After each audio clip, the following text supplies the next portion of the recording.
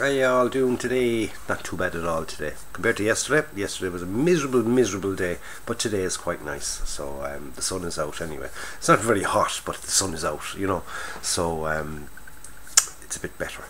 Anyway, what have we got done? We got the black wash done. We'll zoom down to the bench now in a minute. We'll see the black wash done. After the black wash, we're going to give it dull coats. We're going to do some chipping, and we'll see what else we get done. Okay, so without any further ado, let's go down to the bench. Let's see what more we can do.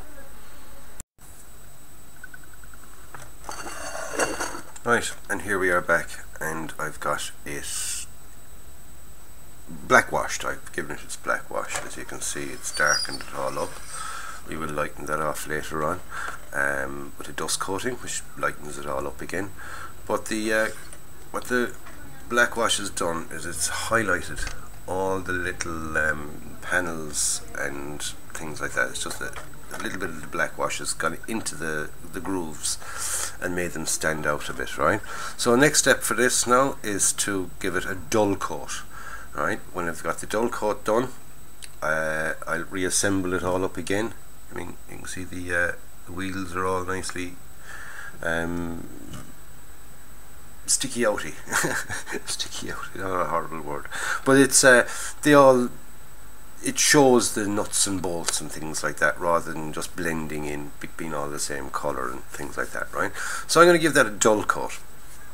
When I have the dull coat, then I'll come back to you, and well, I'll give it the dull coat and I'll reassemble it, and from that then we'll just finish off with the chipping. There's a couple of little bits of chipping that I want to put on. I don't want to put too much chipping on, right? But I'll just do a small few little bits and pieces, and I'll show you how I do that. Okay, when that's all dull coated and dried, I'll show you how to do a little bit of chipping. Like I said, I'm not going to give it too much chipping because I want it, you know, it's a nice kit, a nice model, and I don't want to have it too, shall we say, too messed up or damaged or anything like that. Okay, so I'll get on with that. I'll get the dull coat done, and we'll see what it looks like after that. Okay. Right, now I have it dull coated, and as you can see, it's not as drastic as what it looked. Not as drastic, exactly, a good word for that one. So what we're going to do now is we're going to just before I assemble it all and put the tracks on and everything else, because I did the tracks are done, both sets are done now. In the last videos, or the last clip should I say, sorry, I mentioned the tracks. Right, now, any idea what that is, everybody? Right, what it is, it's a little kind of a shiny tinsel strip. Okay, it's silver at one side and it's kind of a metallic-y blue on the other side. Right, I got these off some child's toy, like, you know, pom-poms, and you'll get them on Christmas decorations and this, that and the other, right? What I'm going to do with these is I'm going to use some glue and glaze and pop it into the vision ports. Okay, now just put in a block of glue and glaze, cut your piece to size and pop it in. So we'll give that a go now. We'll do one and then we'll go off and we'll show the rest of them, because there's another 3 here on the driver. So we got the 3 for the driver and we've that one there, and that's what we'll do with our glue and glaze. This is what I use. I find this stuff very handy. It's deluxe materials, glue and glaze, or glue and glaze. Right, so first of all we'll cut our piece to size. Right, I mean, note how precise I am. I just sort of hold a quick kind of get a rough size. And I said to myself, right, that's basically about it. To the, we've got our little piece. Now, I said, no, I just zoom it down there to what I'm doing rather than anything else, right? So I've got my little piece, and I'll get me glue and glaze now and get this up and running. Squirty. Right, so I'll just pop a little bit in there, just the tiniest little bit. Right, you can use one of these cocktail sticks or toothpicks or whatever you want to call it,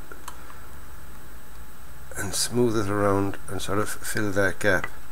Now glue and glaze will nearly glass over that section anyway, as it is, right?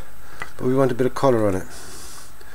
I want it on this one. On the bottom ones I might just use the glue and glaze, I don't know, we'll have a look and we'll decide when we get down to them. So we pick up our piece that we've cut to size. You know, when I said cut to size, I can roughly cut it. Right, pop it on.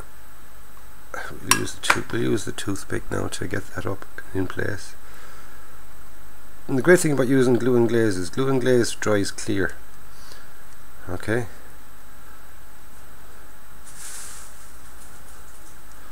So there we have it all in place. Now there's just a little bit too much glue and glaze in there, so remove the excess with a cotton swab, and there we go. See that? As simple as that and in place. Okay, so that's the Commander's one done. Right, these ones here are slightly smaller, so we just need a tiny little piece of this.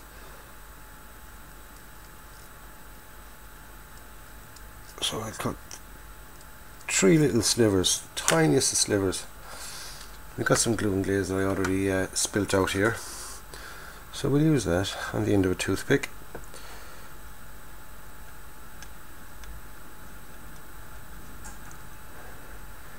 Into our little opening. I'm sorry now if you can't exactly see what I'm doing, but it is quite fiddly and hard to do. There we go.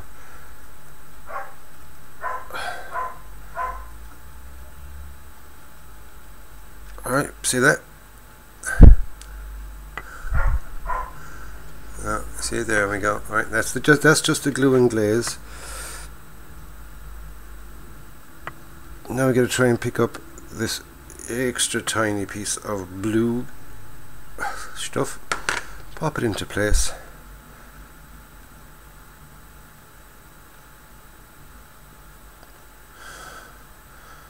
and just pop it in there. Same again then with our cotton swab, kind of burnish it down and remove any excess, and there we go. There's our another little one in. Okay, I put in the center one.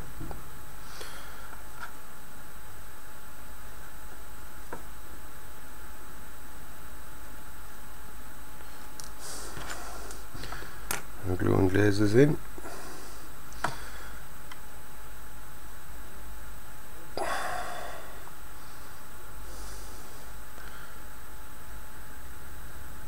Bit of shiny blue.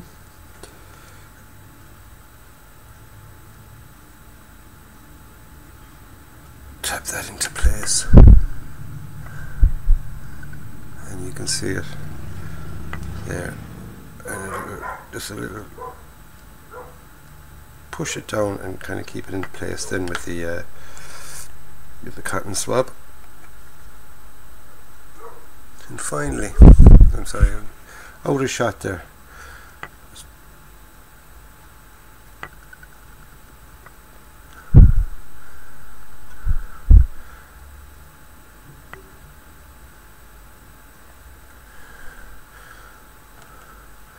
Fill up our little hole there with the glue and glaze.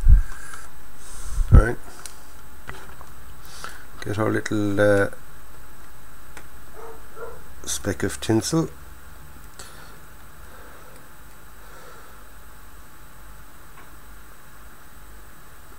Trying not to blow it away. I keep blowing it away. Pick up. There we go.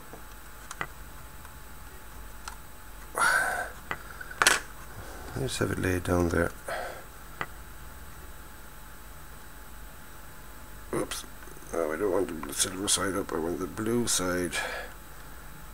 It would, wouldn't it?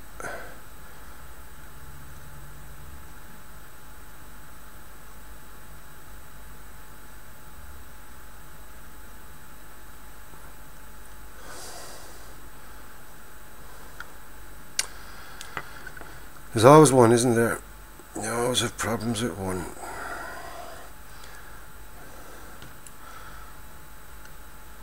I just have to fiddle around with that, trying to get that so it come out, you bugger.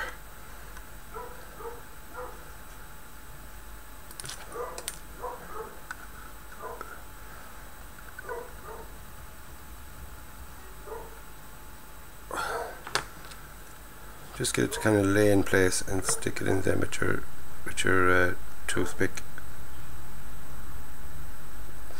Cotton swab, Q-tip, whatever name you have for it, right? So when the glue and glaze dries on those now, okay, it will dry clear and you'll be able to see a little blue tint behind the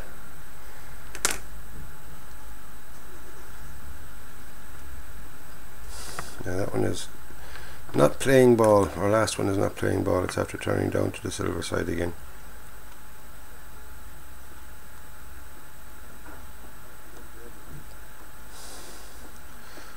There's always one, isn't it? There's always the last one.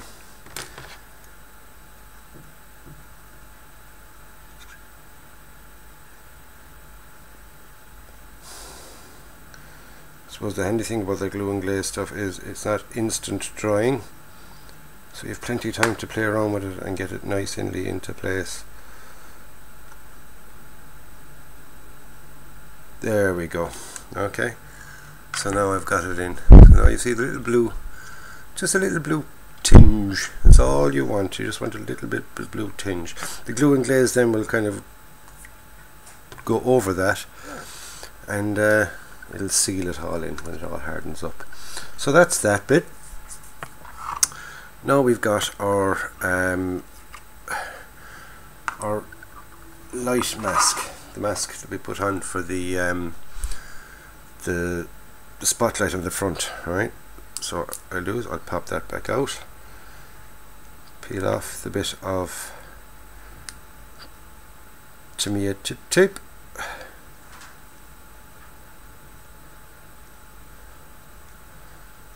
Easier said than done.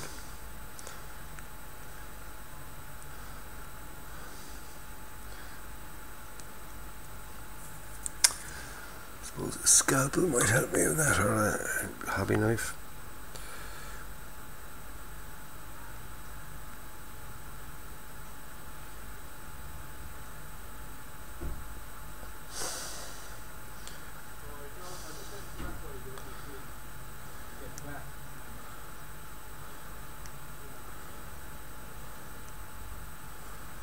There we go.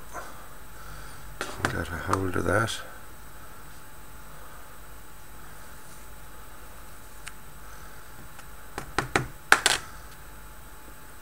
Right, we can give that, just get a Q-tip, moisten it, clean up that any bit of sticky residue that might be left from the Tamiya tip. It doesn't normally leave a sticky residue, but you never know. You'll never know, says you, right? So we clear off that both sides. Pop it back in all the way through. Pop it back into our Lindsay cover.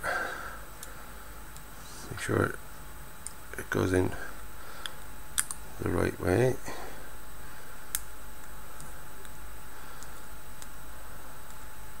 Right, there we have it in.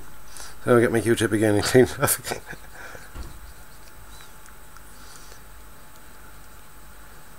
And we can fix the outside of it when it's on, but we don't want any finger marks on the inside of it. So we don't. No, we don't. Right.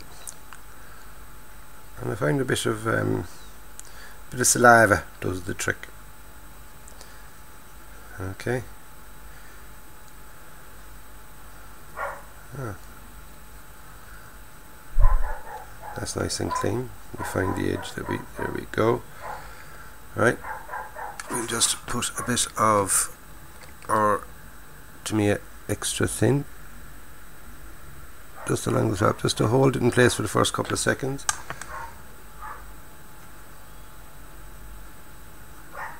And pop it on. Now that it's held in place, I can get me quick drying one, which doesn't leave as much of a mark on the fly. It's much more fluid, it flows down into it.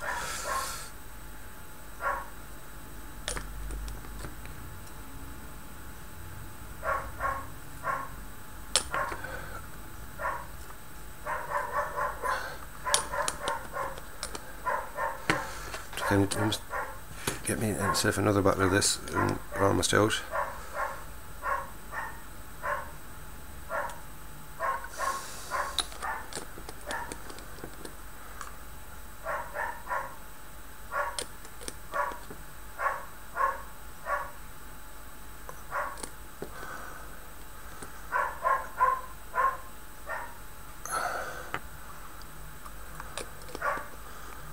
Am I even getting anything on it?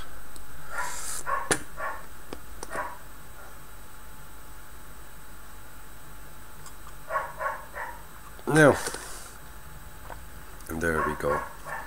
And there's our light. Okay, all nicely done. So now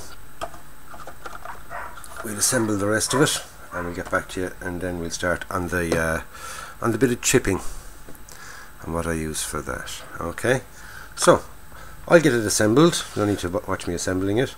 Clean up myself, a little bit of a clean up, and then we'll start on the chipping. Okay. Right. Excuse me. And here we go. We have it all assembled up now, and you could nearly call it finished at that if you want to leave it at that, because it looks quite nice. Quite happy with that. But I'm just going to go a little bit further and just do a few more little bits and pieces to it. Okay, so just put that aside for a second, and we do some chipping on it. Just a small bit of chipping here and there on, you know, the areas where people will be walking over, stuff like that, right? What I'm going to use for this is, first of all, I'm going to use a little plastic lid. Okay, that's just a little palette. Okay, I'll just change the channel. Change the angle. Right, a little bit of a plastic palette. Right, we need a very small paintbrush or hairy stick, whatever you want to call it. We need a sponge of some kind. That's just a little duster sponge that I got with the little chalkboards I get that I use for bases. See, another use for them. Right, we go to use some XF1 flat black and some XF9 hull red. Right, so what we do with these is just get, I have two little pipettes there. Right, you just want a small bit of each. Right,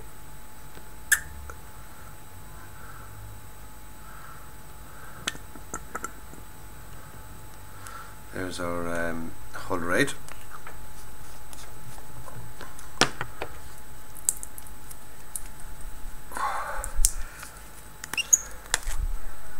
And our flat black. Suppose I should have got one that actually had some paint in it. Would have been dead handy. We only need a small bit of it anyway, right? No, that's not going to work. That is not going to work. That looks horrible. I need to clean off that. 2 seconds, lads. I just need to clean off that and get out.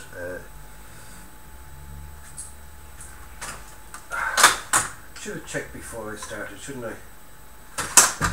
Bit of flat black XF1. This is the one I thought I had. This is an empty one I use just for bits and pieces. Right, so just tiny little drop of that. Maybe another little bit. Okay, there we go. Right, there's the eyes are flat black. See? No controlled measurements or anything like that, right? So what we do with that is we just mix it all together. Mix those two colours together. And what we should end up with is a kind of an even darker red again. Okay? Almost black, but not quite fully black, okay? So there we go. Right. Now for chipping. I'm just going to show you a few little bits and pieces and then I'll continue on myself, because it's a case of these things take time and you don't want to watch me spending 20 minutes doing tiny little bits and pieces. Right, so we'll work on this, just on this little thing here. Right, so what you're going to do is just kind of along the edge,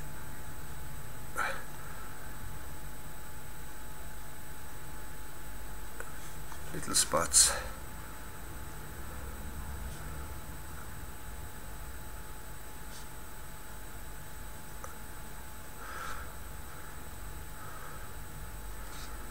Okay. Now go around your model, doing the odd little bit like that. If you can see there. No, it doesn't want to. Hold on, if I turn off the side, it's going to go dark, but it will get bright again.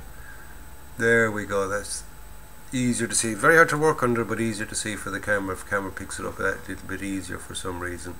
Right? You can see what you have to do. Just barest little bit, not too much at all. Okay. That's what we do with the brush and with the sponge. Right? What you do is, or what I do is, I take off a piece of sponge, just a little piece of sponge like that. I get one of these type tweezers, you know, the springy type.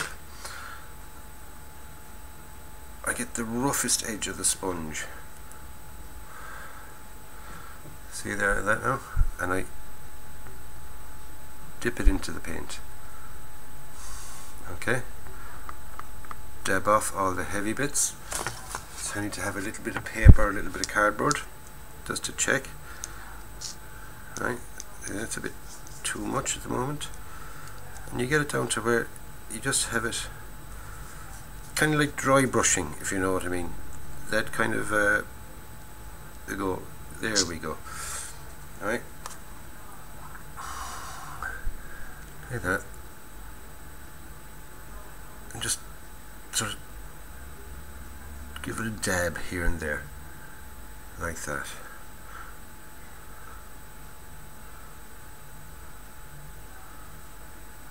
Areas like that now will be pretty chipped up a bit.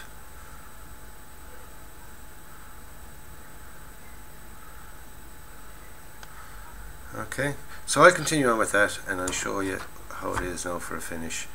Okay, so next clip I should have that sponged and chipped up. Okay, we'll see what it looks like. Right, so here it is done. It's got its chipping in areas. Kind of went overboard a little bit here on the back of the engine deck, and a little bit here in the front. It looks kind of like more like a spotted dog than scraped off paint. But I'll tone that back and I'll play around with it for a while. So tonight what I'll do is I'll play around with it. I got to put on a bit of rust wash here on the spare tracks. The figures have to be put in place as these things dry in, because I've also used some of the Agrax Earth Shade and some Citadel's Nuln Oil on some of the raised little sections and hinges and things like that. Just give them a little spot of that stuff on the hinge. Just makes it kind of stick out that little bit better. I won't say pop, but I'll say it makes it wallop or boom or splash or bing or whatever you want to frickin' call it. It's up to you. Just playing around with it as you look at it, as things dry. You say, oh, that needs another little bit there. Like here in the mantlet, that cloth mantlet or canvas, whatever it is, I decided to put a bit of the Agrax on that, just to bring it out a bit better, bring out those creases and things, make them look bit better than that. Okay, So I'll leave that now and play around with it this evening, and tomorrow I'll do the final reveal on it. I'll have the figures in place and everything else. So until then, and like I said, I will explain what I've done this evening and in the morning before I reveal anything else that I've done to it. So until then, I'll have to love you and leave you. I'll catch you up tomorrow with the final reveal of this lovely kit from Tamiya, the M48A3 PATTON. And it was a nice present from my good friend Greg Riley, and I hope Greg is happy with what I've done with his lovely kit. So until tomorrow, lads, stay safe, enjoy your modelling. Thank you for subscribing to the channel. If you haven't already, please do, and if you have, thank you very, very much. And don't forget, stick a like, you know, the old thumbs up. We like the likes. Stick it in the bottom there, and any comments or questions you want to ask me, stick it in the comments box below. So like I said, lads, until final reveal, don't forget, go out and buy yourself a kit, build it and enjoy it. Catch you tomorrow, lads.